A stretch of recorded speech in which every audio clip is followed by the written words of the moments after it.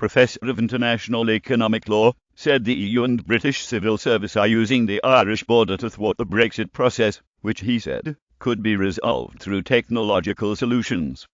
Speaking on RT, Mr. Collins said, "You're seeing the EU weaponising the Northern Ireland border to prevent Brexit. Sadly, I think you're seeing the British civil service also saying it can't be done, because the civil service doesn't really want Brexit. So, you're trying to achieve here a last-ditch attempt to derail Brexit, by kicking into the long grass, as it were. Get here Brexit news." David Collins said the EU is weaponising the Irish border. You're seeing the EU weaponising the Northern Ireland border to prevent Brexit. David Collins hoping that maybe in 2 years' time the public will have changed, and then there can be a let us stay in Europe initiative. I don't think the British public wants that.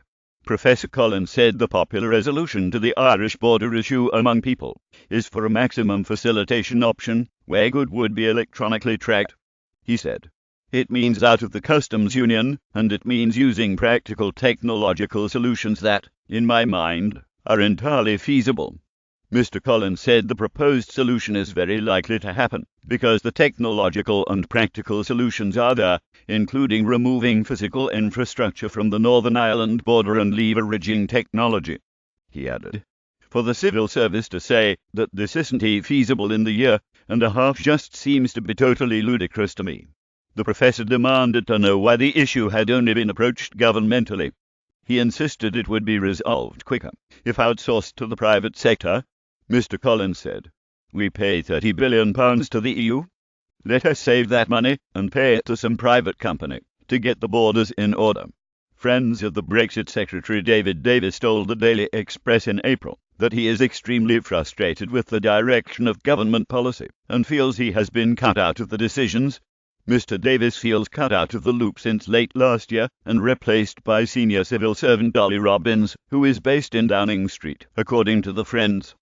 Mr. Robbins has been described as an arch-Remainer, and recently a group of MPs led by Jacob Rees-Mogg demanded his sacking.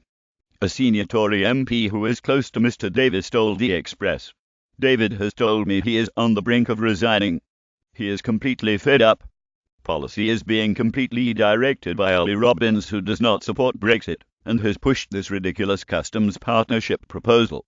I think he feels he can't achieve anything anymore the way things are, and fears that he may get blamed to an unacceptable fudge which could be extremely damaging."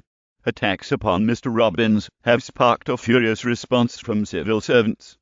Dave Penman, the head of the FDI union, said, "Is there a more despicable form of political cowardice than to allow anonymous briefings in your name to effectively call for a civil servant to be sacked?" Quote, current Cabinet Secretary Jeremy Haywood tweeted, "The civil service will always be true to its values: honesty, integrity, impartiality, and objectivity.